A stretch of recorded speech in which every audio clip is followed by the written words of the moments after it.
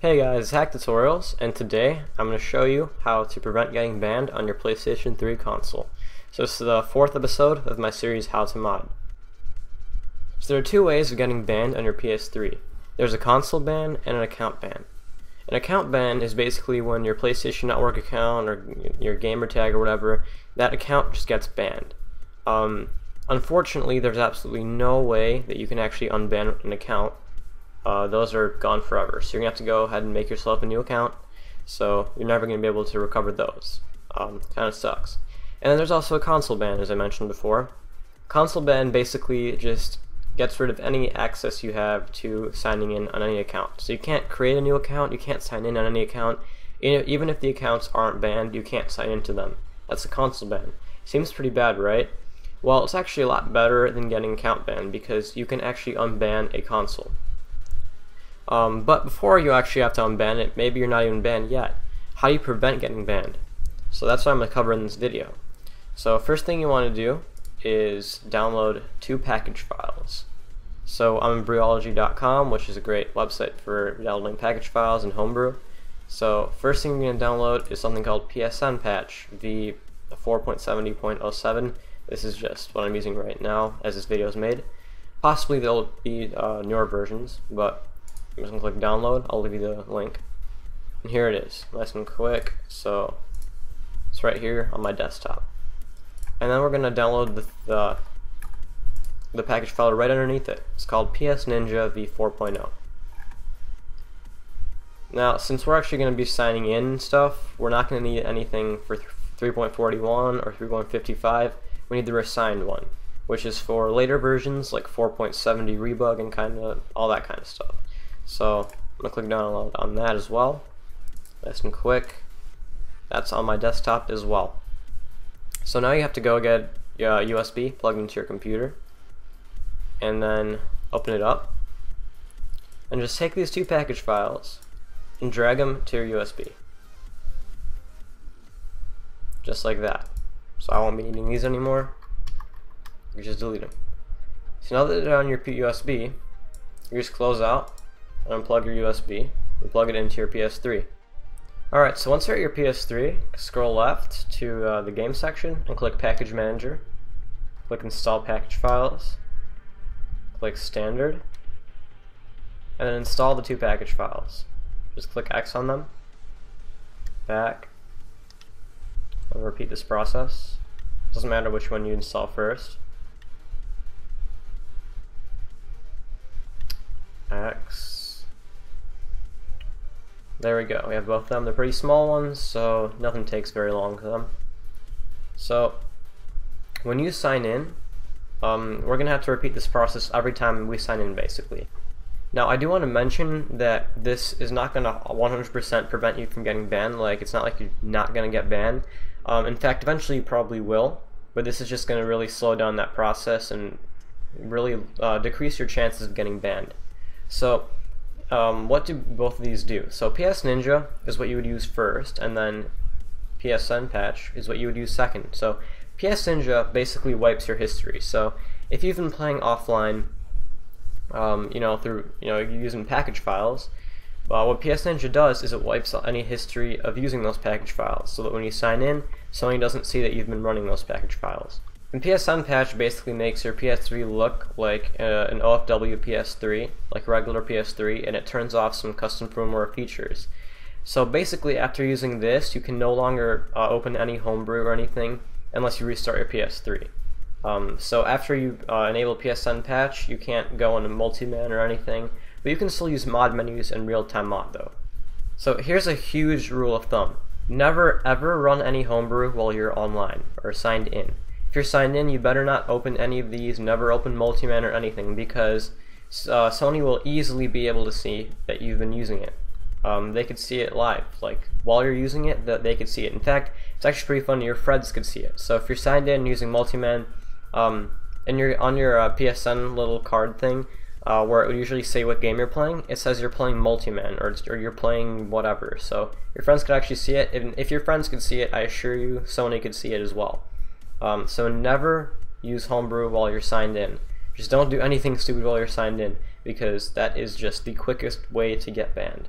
So always make sure you're signed out. As you can see, I'm signed out. If you have automatic sign-in enabled on your PS3 when you turn it on, make sure you turn that off. You do not want to be signed in. What do we do with these two package files? So make this a routine before any time you sign in. These work on CEX and DEX, so it'll work on anything. So first you would click on PS Ninja. So you see you have all these options here.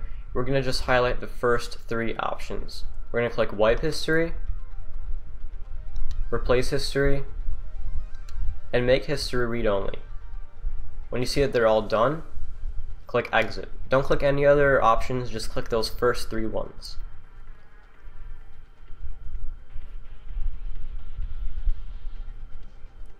Okay, now go back in, and we're going to use PS Unpatch. Now, PS Unpatch is very, very useful and will help you prevent getting banned, but if you are trying to test out some kind of mod menu that you're making, or just try different, I don't know, just try certain things out that will require you to maybe open Homebrew up again, don't use this because, again, like I said, you won't be able to use Homebrew after you click this.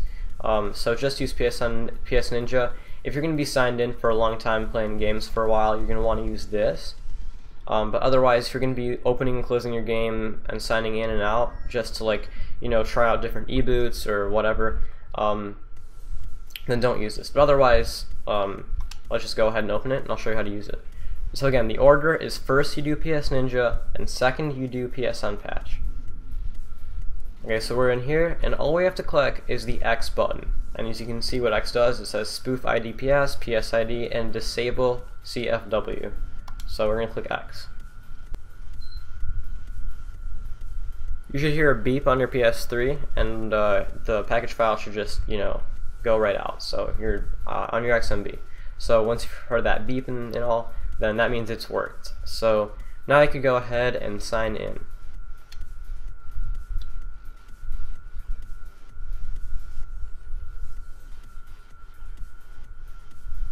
Alright, so I'm going to sign out. We're going to go through actually some more stuff. So if you're planning on playing a game, which you probably are, you're going to want to sign in after you start up your game. So basically, you don't want to sign in. Okay, click the sign in button, scroll over, and go into your game. First you want to go into your game, and once you're in your multiplayer menu, go ahead and sign in there. Now there's actually a third way of getting banned, and this is not from your PS3. You could actually get banned from the games that you play. So basically any Call of Duty, Black Ops, and newer, meaning Black Ops, Ghost, Advanced Warfare, all that, there's something called an insta-ban, and basically you start up your game on a custom firmware PS3, and within minutes you're banned from the game and you can't do anything about it. You have to make yourself a new account. So how do we prevent getting banned from that? Well, there's something called an anti-ban e-boot. Now we haven't really gotten into modding games much, so we don't know what an e-boot is yet. But basically every game contains an e-boot. It's like the main file that runs the game and everything.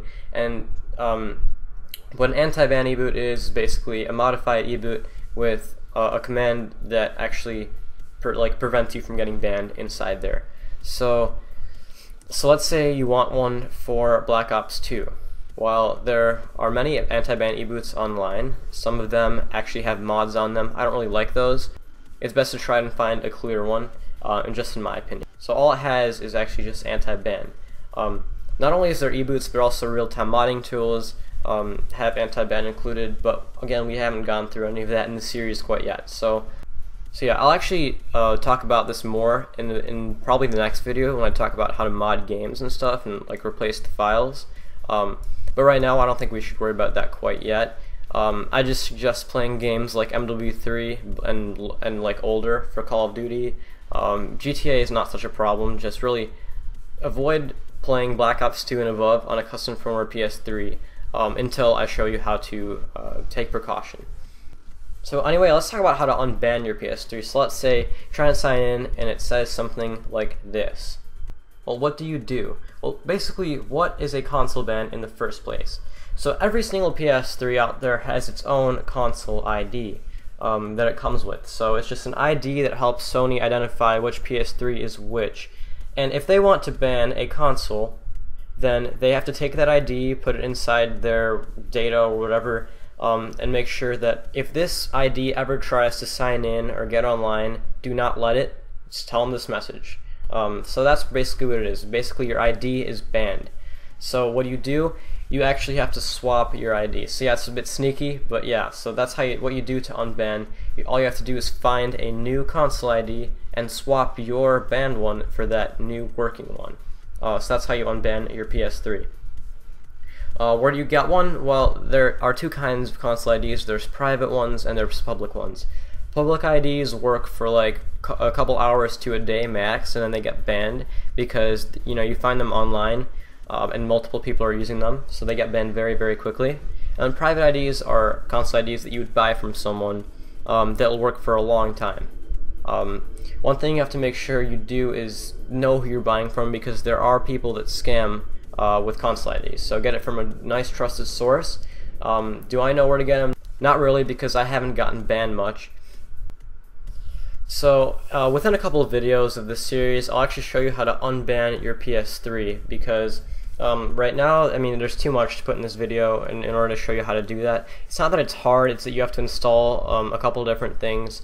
And I'd rather make a whole separate video on it, because what you have to install is something called CCAPI. It's this whole thing, and it does a lot more than just install ID. So I'll make a whole video about CCAPI and what it does. So for now, we're not going to focus on unbanning, we're just going to focus on how to prevent getting banned. So yeah guys, hopefully this video was helpful, and see you in my next video. Thanks, bye.